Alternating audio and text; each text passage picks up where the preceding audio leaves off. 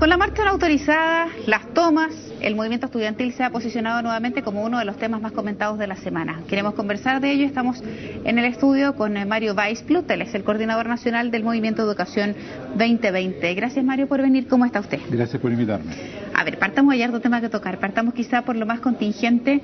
En las últimas horas se ha dado a conocer a la prensa de tomas de nuevos colegios, el Borgoño, el Insuco, establecimientos bien emblemáticos. Inevitablemente a uno se le viene a la memoria lo que pasó el año pasado. La pregunta que uno se hace, Mario, es si acaso las tomas fueron una herramienta eficaz para lograr los cambios que eventualmente los secundarios querían en materia de educación. Estoy bien amargado. Esto no hay que recordar el año pasado, hay que recordar el 2006. Correcto. ¿Ya? En 2006 los estudiantes salieron a la calle para protestar por la calidad de la educación, especialmente en los liceos públicos. Básicamente en los siguientes años no pasó nada. En este periodo, objetivamente, el gobierno no ha hecho hasta el día de hoy nada por mejorar la situación en la educación pública. Pero lo peor y la tragedia es que los estudiantes hacen cosas que los más ultras de ellos terminan desprestigiando esto y hacen que la matrícula de la educación pública siga cayendo. Entonces esta es una especie de tragedia griega para la educación pública. Yo quiero decir que no comparto lo que hicieron los estudiantes ayer. Yo creo que cometieron un error táctico. Yo creo que salieron mal parados. O sea, salieron, mejor no lo hubieran hecho, vamos, ¿no? Desde el punto de vista del movimiento estudiantil. Lo cual no quiere decir que si yo leo las propuestas que ellos, en las peticiones que ellos le han hecho al gobierno, no puedo decir que estoy de acuerdo con el 100%, pero estoy de acuerdo con el 70%. Y aquí sigue habiendo un diálogo de sordos. El gobierno dice, en el fondo, el modelo educativo usted no me lo toca, le puedo dar un poco más de plata por aquí, un poco más de plata por allá, y los estudiantes quieren que se discutan algunos aspectos del modelo educativo, y uno grita que no me están considerando, Boric gritando que Beyer no lo escucha, Beyer gritando que Boric no escucha, y en esta nos vamos, y mientras tanto la segregación en Chile aumenta, la educación pública sigue en caída. Entonces este es una especie de de cuestión bien trágica. Sí. Solamente quiero agregar un detalle más, ¿no? Los alumnos salieron a marchar el año pasado en contra de la segregación, en contra del lucro y a favor de la educación pública. Esos fueron sus planteamientos. ¿Con qué ha respondido el gobierno desde ese momento hasta hoy?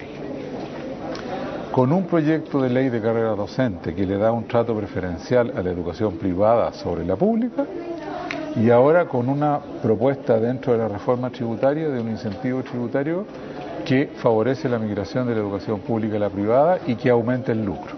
Entonces, la respuesta del gobierno no ha sido solamente no hacer caso, sino que, más aún, ir exactamente en la dirección contraria de lo que pide el gobierno. Antes de ir a eso, porque hay alguna información que me parece bien relevante comentar con el financiamiento compartido y otras materias que son más específicas, Mario, pero a estas alturas, para despejar el tema de las tomas y de cómo se están movilizando particularmente los secundarios, distinto de los universitarios, ¿qué camino tienen hoy los estudiantes si, considerando que el año pasado y el 2006 las tomas nos dieron efecto y usted me dice, mire, el gobierno hizo lo contrario? La marcha hoy día ya se está convirtiendo en una pesadilla para los ciudadanos y en vez de adherir, hay mucha gente que hoy día dice, estamos hasta el cuello de la marcha del desorden y de los vándalos que se toman las calles. ¿Qué camino tienen hoy los estudiantes para manifestarse sin caer? Yo creo que los estudiantes están errando el rumbo. Tácticamente lo están errando. ¿Qué camino tienen? Mire, a ver, los estudiantes salen a reclamar, se producen los hechos de violencia, ahora están comenzando a tomarse liceos. Correcto.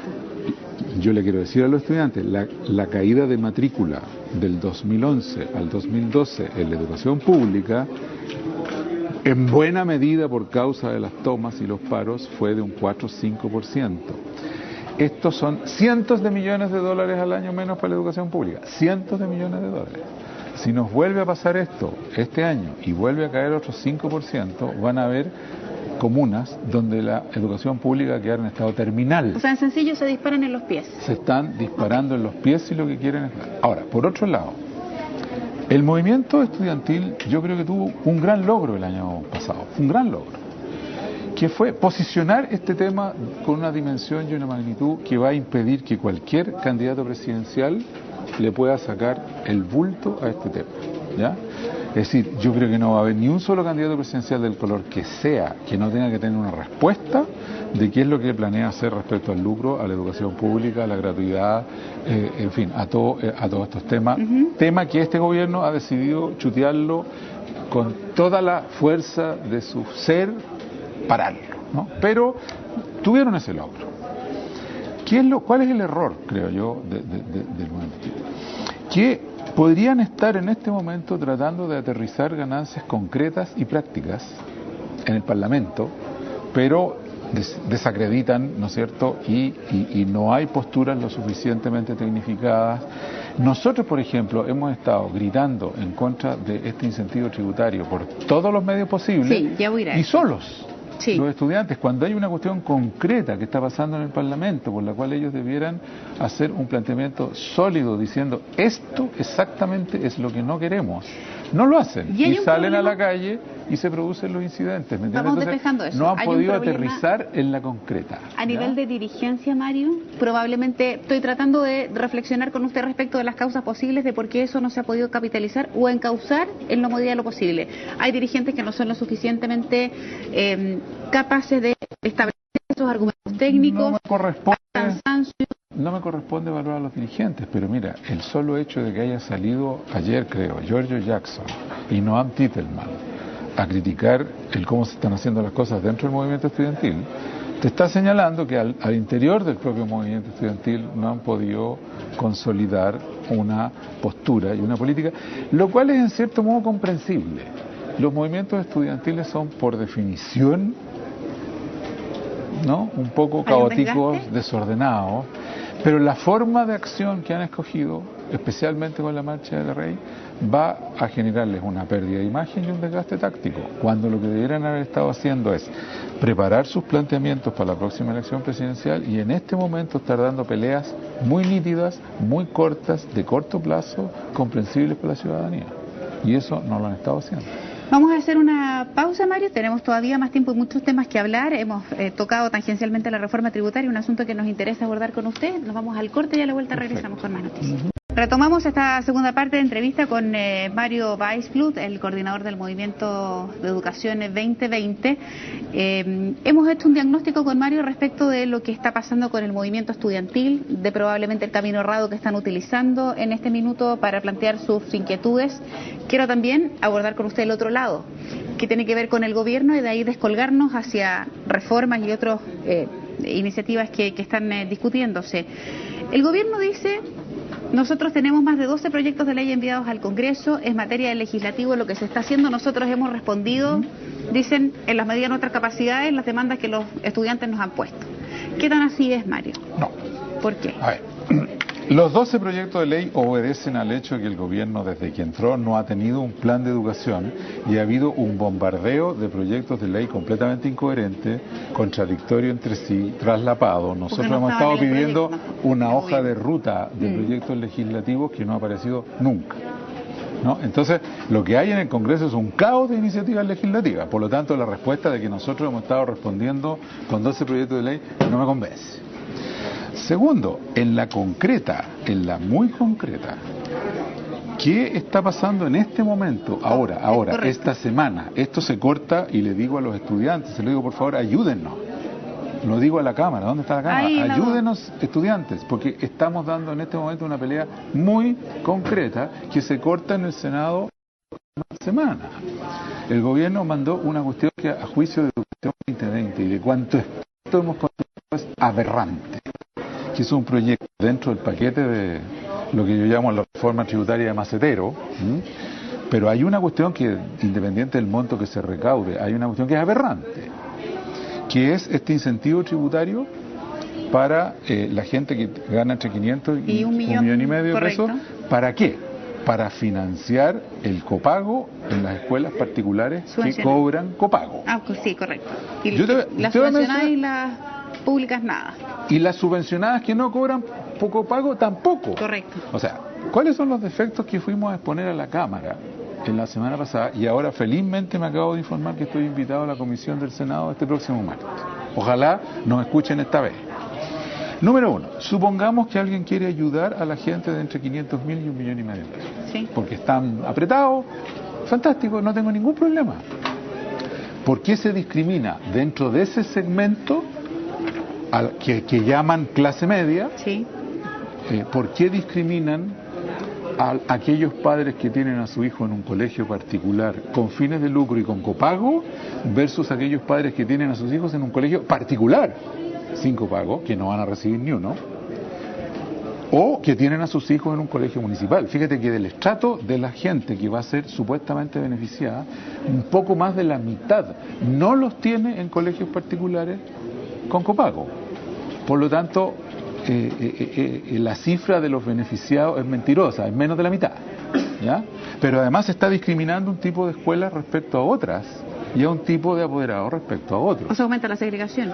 Eso es primero hay una discriminación por tipo de escuela. Segundo, aumenta la segregación. Mira, vamos a separar una raya aquí. Estos que pueden pagar impuestos a la renta, de aquí para acá, van a este tipo de colegio, y estos que pueden pagar no pueden pagar impuestos a la renta, se van de aquí para allá, para este otro colegio. Eso aumenta la segregación por donde lo mires. Por donde lo mires. Y ya somos el país que tiene el peor índice de segregación social del planeta. Y lo están agravando. Esto es una cuestión aberrante. Y se lo digo en la Cámara al presidente de la República. Bueno, ¿y qué hay detrás de esto? Pero hay más. Hay más errores gravísimos en esto que están haciendo. Tercero,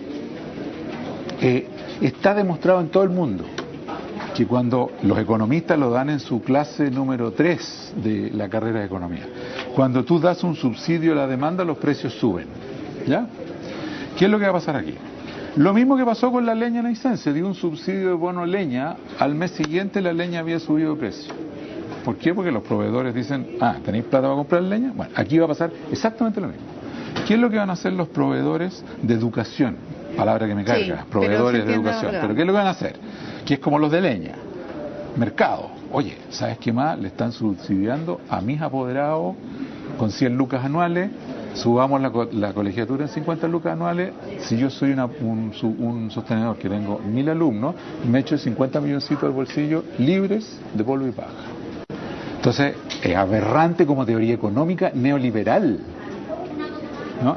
Y entonces por donde tú lo mires esto, ¿y qué no, se propone, no tiene Mario? gollete. Entonces, y te voy a decir una cosa más, y la voy a decir en cámara y la voy a decir diciéndosela a la cámara.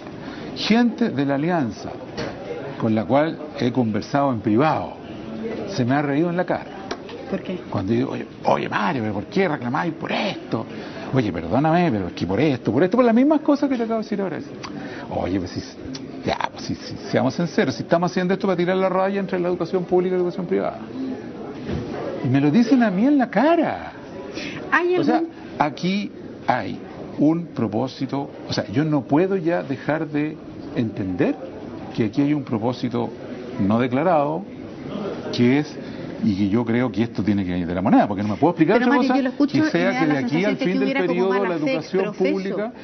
No, es un conjunto de políticas públicas, no de mala fe.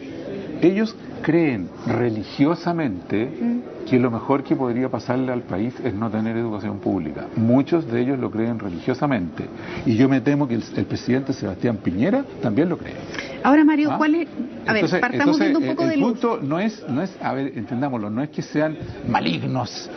No, ellos auténticamente creen que el país estaría mejor sin educación pública. Muchos de ellos me lo han dicho en la cara. ¿Ya? O sea, que le han mentido a toda la ciudadanía cuando hablan de fortalecer la educación. Bueno, pero, a ver, pero que me muestren alguna cosa. O sea, si están diciendo que quieren fortalecer... yo quiero ver al presidente de la República diciendo, mire, yo voy a fortalecer la educación pública haciendo esto. El otro día salió el ministro Beyer a decir, la estamos ayudando con 30% más de plata que a los particulares subvencionados. Oye, escúsenme, ¿de dónde salió eso? ¿Dónde están los números que avalan esa cuestión? Si están metiendo en eso la plata de la reconstrucción del terremoto, es un poquito rara la afirmación, pero nosotros no hemos metido la ley de presupuesto y el 30% del ministro de ella no está en ningún lado. Pero Mario, no quiero terminar este diálogo, esta reflexión sin tratar de ver un poco la luz de esperanza, que es lo que motiva cuando uno trae a una persona que está mirando esto de afuera y no es ni estudiante ni gobierno. Sí. ¿Qué es lo que proponen usted? Por ejemplo, en materia de reforma tributaria, considerando que esto a usted le parece que está todo mal. Bueno, lamentablemente no me puedo quedar en una cosa, me tienes que dar 3 o 4, porque si no, no se arma el paquete. ¿Por dónde vamos? Bueno, primero que nada, esta reforma tributaria es de macetero, ¿no? Es decir, a raíz del terremoto se hizo una reforma tributaria que, ojo, en el largo plazo significaba una disminución de tributos de 400 millones de dólares. Ahora se está haciendo una que aumenta en 800. Resultado neto del periodo presidencial, un aumento que es como una especie de migaja, 400 millones de dólares. Cuando nuestro cálculo es que solamente en preescolar y escolar se necesitan 3.500 millones de dólares más. Okay. Por lo tanto, número 1, aumentar. Segundo, eliminar este asunto que se está planteando del incentivo tributario y transformarlo en si quieren, regálenle un bono a toda la gente que gana entre 500.000 y 1,5 millones de pesos. No tengo ningún problema, pero que se lo gasten en lo que quieran, y que se lo gaste también el apoderado que lo tiene en un colegio municipal. Okay. Tercero, cámbiennos el proyecto de ley de carrera docente. Ese proyecto es flagrante en su favorecimiento al sector particular versus el sector público. Y cuarto, el ministro Beyer ha estado planteando desde hace meses que él va a plantear un proyecto de fortalecimiento de la educación pública. Nosotros le hemos mandado ideas, propuestas al ministro Beyer, hacemos ideas. ¿Qué opina entre usted del actual del ministro? Yo realmente a esta altura debo decir lo siguiente. Nosotros somos amigos con el ministro Beyer, desde antes que él sea ministro. Hemos tenido una relación, tomamos café, nos entendemos. Pero cuando vemos las acciones del gobierno, yo entro en la confusión más absoluta. Entro en la confusión más absoluta de lo que está pasando. Mario, vamos a estar, como lo hemos hecho hace mucho rato y desde que partió este tema estudiantil, con ustedes seguramente en el futuro, abordando las novedades que haya. Una espera no solo que se resuelva el tema macro, probablemente en el Congreso, sino que las imágenes que vimos ayer y las que hemos visto... Ojalá esas terminen. Ojalá por el bien de la ciudadanía. Por el bien de la ciudadanía, e incluso del propio movimiento estudiantil. Le quiero agradecer mucho que haya venido personalmente al estudio. Que tenga buen fin de semana. Gracias.